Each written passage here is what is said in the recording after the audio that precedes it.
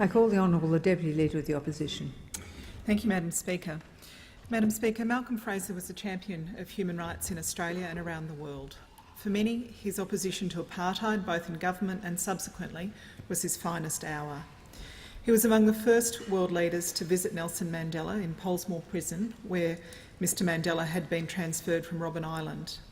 Later, he served as the co-chairman of the Commonwealth Committee of Eminent Persons Against Apartheid, which was formed in 1985 to encourage a process of dialogue and reform in South Africa.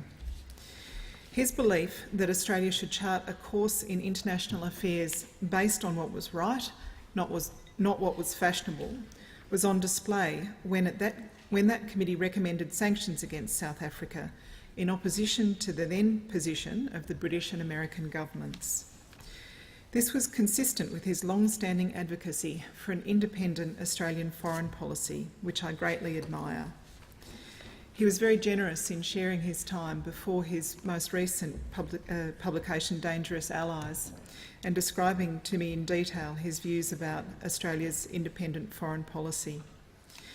He'd also later speak of how proud he was to attend Nelson Mandela's inauguration as President of South Africa in 1994. He also changed the lives of many, many people around the world through his work with Care Australia. He had a strong belief that we in Australia have both the ability and the responsibility to give help where it's needed.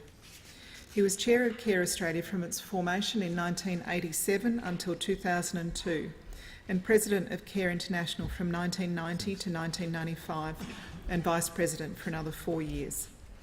His contribution, including through his understanding of the need for long-term capacity building to overcome the systemic challenges of poverty, was immense. In recent years, he was embraced by many on the progressive side of politics for his outspoken defence of human rights, for his commitment to and respect for international institutions, and for his advocacy for reconciliation and for a truly independent Australia, a republic. These were not new causes for Malcolm Fraser. As Prime Minister, as well as sharing the bipartisan opposition to apartheid, Mr Fraser continued the work of the Whitlam government on land rights, as well as passing the Human Rights Commission Act in 1981 and establishing the Human Rights Commission. In recent days, we've heard and seen many tributes from those who arrived in Australia as refugees during the Fraser years. He was a great champion of multiculturalism and, of course, of SBS. As a champion of these issues, now perceived to be progressive, Malcolm Fraser was consistent. His advocacy was not a sign of changes to his own views, but a reminder that there was a time when a belief in fundamental human rights, international law and equality, regardless of colour or creed, were uncontroversial views. His great opponent and later sometime ally Gough Whitlam didn't wish that his achievements in the Prime Ministership be overshadowed by the way he left office. Nor did Malcolm Fraser wish his Prime Ministership to be defined solely by the manner in which he achieved it.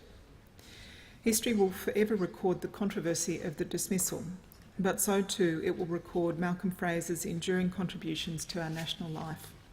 My thoughts are with his family and friends at this sad time.